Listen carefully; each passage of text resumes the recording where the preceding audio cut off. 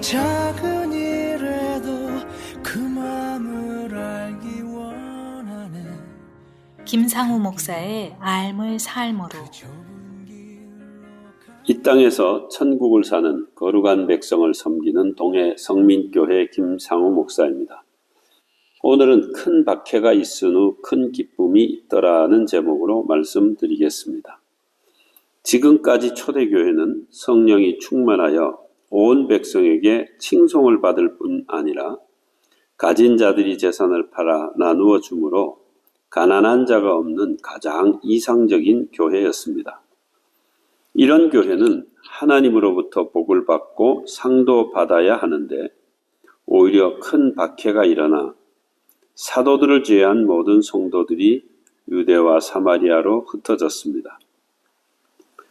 참새 2마리가 한 아사리온에 팔리는 것도 하나님께서 허락하지 아니하시면 안 된다고 했는데 부흥하고 성장하여 백성들에게 칭송받는 교회에 하나님께서 큰 박해를 허락하신 이유가 무엇일까 의문이 생깁니다. 하나님께서는 우리를 인도하시는 방법이 2가지입니다. 하나는 갈 길을 밝히 보여주시고 그 길로 인도하시는 것이고, 또 하나는 우리가 가려는 길을 막으시고 피할 길을 내셔서 우리를 인도하실 때가 있습니다.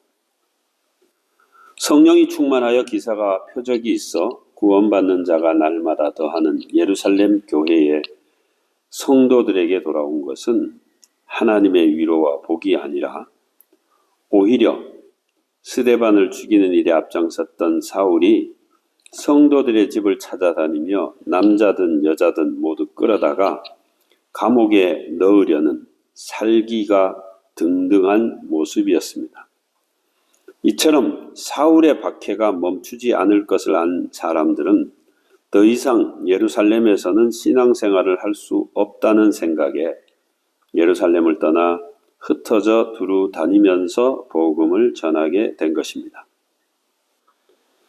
사울은 교회를 잔멸시키려고 박해하였으나 하나님은 박해를 통하여 흩어진 사람들을 민들레 홀씨처럼 복음을 퍼뜨리는 전도자로 삼으신 것입니다. 당시 초대교회의 집사였던 빌립이 찾아간 곳은 사마리아 성이었습니다.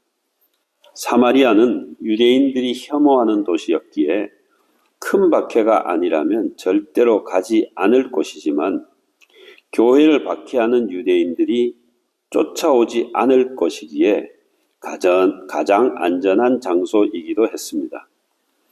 사마리아 성에 들어간 빌립은 성령의 권능으로 복음을 전합니다. 그때에 귀신이 쫓겨나고 병든 자들이 낫는 역사가 일어났고 그로 인하여 사마리아 성에는 큰 기쁨이 있었다고 합니다. 예루살렘 교회에 있었던 큰 박해가 사마리아 사람에게는 큰 기쁨이 되었다는 말입니다. 이런 생각이 듭니다. 큰 박해가 없이 큰 기쁨이 있다면 얼마나 좋을까요? 그런 방법은 없을까요? 아니요, 있습니다. 예루살렘 교회가 자발적으로 온 유대와 사마리아 땅끝까지 복음을 전했다면 굳이 큰 박해가 없어도 되었을 것입니다. 그리고 복음이 전해지는 곳마다 큰 기쁨이 있었을 것입니다. 하나님께서 이 땅의 교회에 부흥을 주신 목적이 있습니다. 아직도 복음이 전해지지 않은 곳으로 복음을 전하라는 것입니다. 땅끝까지 복음을 전하는 선교의 사명, 그것이 바로 오늘 교회가 존재하는 이유입니다. 큰 박해는 사명을 잃어버린 교회를 깨우쳐 바른 길로 인도하시는 하나님의 방법입니다.